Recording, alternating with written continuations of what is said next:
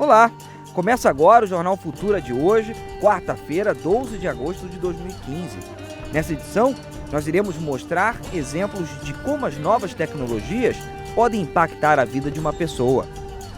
Na aprendizagem da língua inglesa, o uso de aplicativos tanto em sala de aula como à distância. Em relação ao idioma, uma coisa que vale lembrar é que alguns aplicativos permitem também que não só a pessoa faça um estudo individual, mas que ela entre em contato com outros estudantes ou com professores, inclusive para treinar a sua pronúncia. O aluno tem que estar muito motivado, ele precisa saber por que ele quer aprender a língua, se é para um emprego, se é para viajar. Isso ajuda muito a aprender. O uso abusivo de celulares e smartphones pode levar à dependência? Essa ideia de dependência de celular ainda não é um diagnóstico de um transtorno, né? As pessoas não vêm trazendo uma queixa de já possuir essa dependência. O que acontece é que, eventualmente, no atendimento de outras questões, acaba aparecendo essa característica. Aí a gente pode ter uma visão, né, do quanto que isso ocupa espaço na vida dos indivíduos.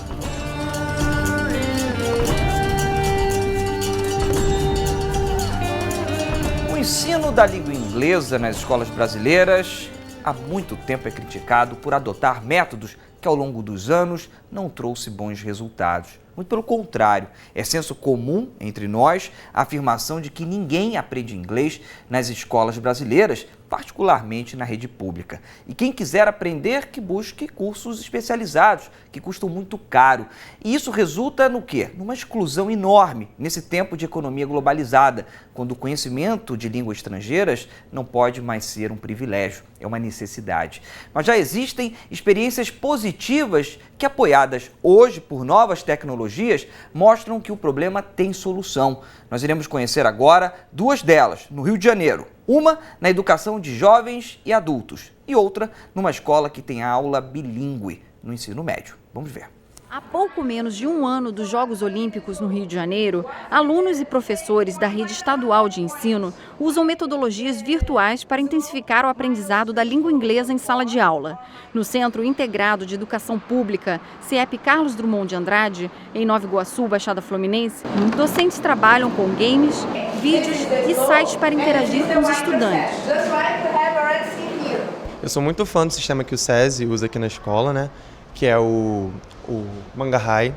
E nós temos também o Khan Academy, que a professora Karina usa, o Akinator, que a nossa professora de núcleo linguístico usa. O inglês, hoje em dia, já deixou de ser um diferencial para virar pré-requisito em muitas áreas do mercado de trabalho, e não só no mercado de trabalho, mas na vida inteira. Ainda mais com todo esse apoio, todo esse incentivo que vem dos professores que tentam engajar mais a gente com materiais que não vão ficar sendo sempre presos ao caderno. O colégio é um dos 4 do estado que funcionam em período integral com ensino médio bilíngue há quase 2 anos e apoio da Confederação Nacional da Indústria, SESI. O trabalho dos professores, no entanto, muitas vezes exige esforço e criatividade para levar o ensino digital aos alunos, já que a internet nem sempre funciona. Ela bloqueia, porque são vídeos que são apresentados até no YouTube. Então, eles são bloqueados aqui. Então, o que eu faço? Eu baixo esses vídeos na minha casa e apresento esses vídeos para eles a partir do momento que eles já se sentem mais familiarizados com o vocabulário. Olha, eles recebem muito bem esses vídeos. Eu divido a turma em grupos, faço alguns grupos, então tem aquela competitividade, eles gostam muito. E eu noto que depois dos vídeos eles têm realmente mais facilidade com o vocabulário, eles realmente aprendem. Os professores dizem que as redes sociais também ajudam na interação entre alunos que recuperam aulas e tiram dúvidas online. Eles lamentam, porém, a falta de investimentos no setor. Eu acredito que hoje em dia a gente tenha, no Brasil de forma geral, né, a gente ainda esteja engatinhando nessa questão da tecnologia. Porque principalmente nas escolas públicas a gente enfrenta um problema de infraestrutura, tudo isso. Então, assim, por exemplo, às vezes a gente prepara uma aula, está tudo certo, mas a internet naquele dia não está funcionando dentro do ambiente escolar. Eu acho que ajudaria muito a gente ter uma internet de qualidade, a gente ter equipamento com os quais a gente pudesse trabalhar, ter efetivamente data shows instalados já nas salas de aula, porque cada vez que você vai fazer uma atividade, você tem que montar todo um equipamento para que aquilo dali, para que a aula aconteça de uma maneira adequada. Então, seria legal que todas as escolas tivessem a oportunidade de terem acesso à internet, a equipamentos de qualidade, tudo isso. Os Centros de Educação de Jovens e Adultos, CEJAs, que antes eram conhecidos como supletivos, também investem no ensino virtual da língua inglesa para acelerar o aprendizado de jovens e adultos fora da idade escolar, ao concluir o ensino fundamental e médio. O computador sempre vai ser de boa utilidade. Não é o senhor absoluto. Nem o professor é o senhor absoluto. O aluno tem que estar muito motivado, ele precisa saber por que ele quer aprender a língua, se é para um emprego, se é para viajar. Isso ajuda muito a aprender. Ele tem que ver filmes, ele tem que ler livros, vídeos, procurar não ler a legenda quando tiver, ou ver um filme uma vez e depois ouve tudo e depois assiste sem ver a legenda, que aí ele vai lembrar de alguma coisa. Tem que ter vontade para aprender uma língua, porque não é fácil. Então, uma coisa só não ajuda a aprender uma língua. Conhecer uma outra língua, além de possibilitar a conexão com aspectos culturais, sociais, contribui e muito para a conquista de um emprego. Se antes o aprendizado ficava restrito às salas de aula, como a gente viu, hoje você pode somar à tradição vídeos online e aplicativos para celulares e tablets, seja ensino presencial ou à distância. A reportagem é da nossa equipe em São Paulo. Em um mundo globalizado, ter conhecimento de diversos assuntos e idiomas é fundamental. Na maioria das vezes, a língua inglesa está presente no nosso cotidiano, mas ainda é pouco dominada pelos brasileiros. Segundo a British Council, Organização Internacional Britânica para Educação e Relações Culturais, apenas 5% da população domina o idioma.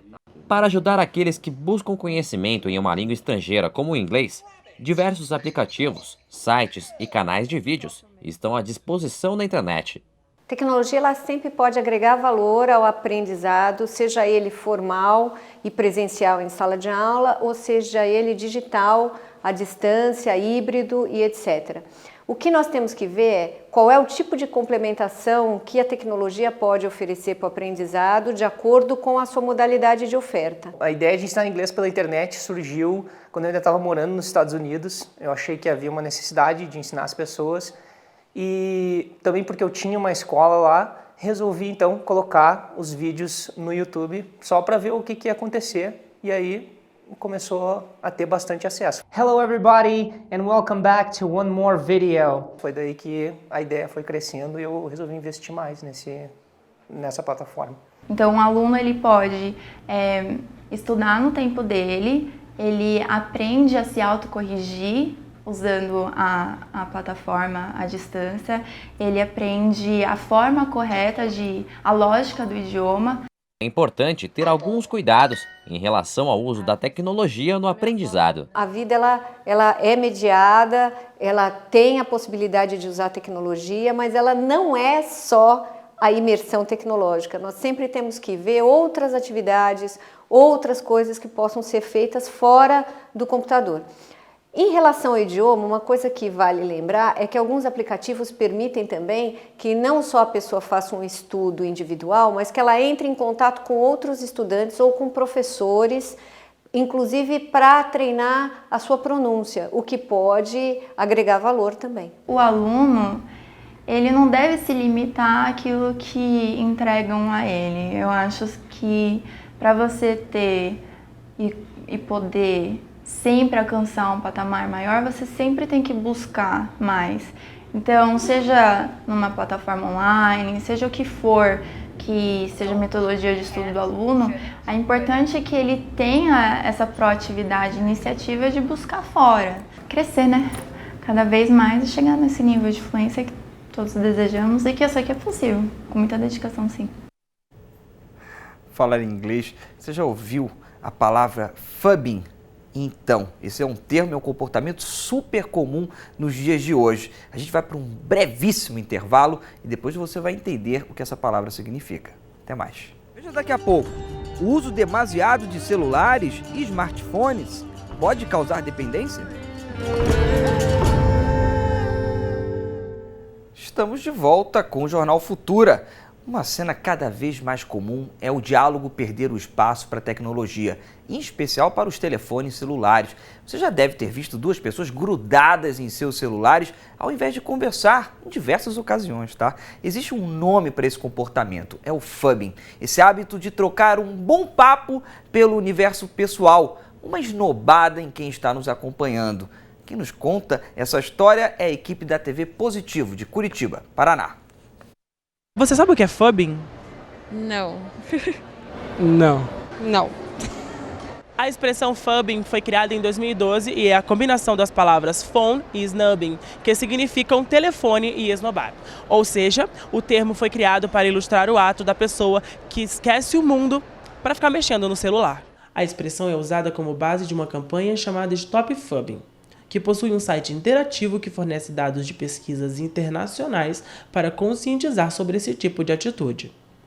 Um dos dados aponta, por exemplo, que 87% dos adolescentes preferem se comunicar através de mensagens de texto do que pessoalmente. E não existem lugares específicos para a prática do fubbing. Este casal, por exemplo, sai para tomar café, mas sempre grudados no aparelho celular. Na verdade é liberado, tirando a hora do almoço, o resto do dia vai usando na medida que precisa da necessidade ou do lazer, vai usando, não tem outro controle. Isso mesmo, não tem controle. E o problema se estende até para dentro de casa. Olha só o que a Júlia diz que faz com o marido quando está conectada com o celular. Com meu marido, assim, né, em casa, várias vezes ele me fala as coisas e eu, e fica lá e nem sei o que ele tá falando. E tem gente que não consegue desgrudar do celular nem quando deveria focar no trabalho. Isso mesmo. Eu mexo no trabalho quando não tenho clientes para atender e em casa, quando não tenho nada para fazer, acabo mexendo no celular para matar o tempo mesmo. Outros têm dificuldade de controlar a ansiedade. Eu só não fico direto na loja porque não tem como, né?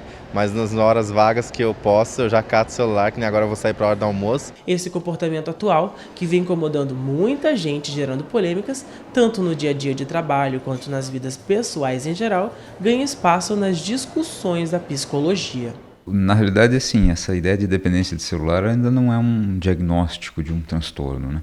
Então, as pessoas não vêm trazendo uma queixa de já possuir essa dependência. O que acontece é que, eventualmente, no atendimento de outras questões, acaba aparecendo essa característica, né? Aí a gente pode ter uma visão, né, do quanto que isso ocupa espaço na vida dos indivíduos, né? Bom, eu passo muito tempo no celular, então por usar ele para o trabalho, também tem os grupos de família, eu acabo até dormindo com o celular embaixo do travesseiro. O Brasil tem hoje aproximadamente 283 milhões e 400 mil celulares. Mais ou menos 138,98 por 100 habitantes, segundo a Anatel. O dado indica que é muita gente que não consegue viver sem um aparelho. E o que é mais grave é considerar que toda essa conexão dificulta nos relacionamentos entre as pessoas. Os amigos Jean e Felipe falam sobre a dificuldade de se manter distante do celular, mas não impõem regras sobre o uso quando estão juntos.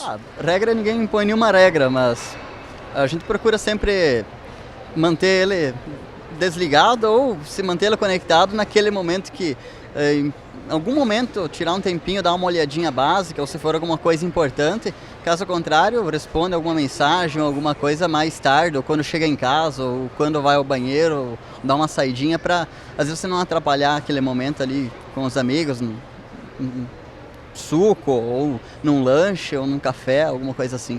Espera aí um pouquinho. Não, é chato, né? Então, acho que a gente não tem regra, que nem o Felipe falou, mas a gente procura evitar por ser um pouco chato você estar conversando e não olhar no olho da pessoa, né?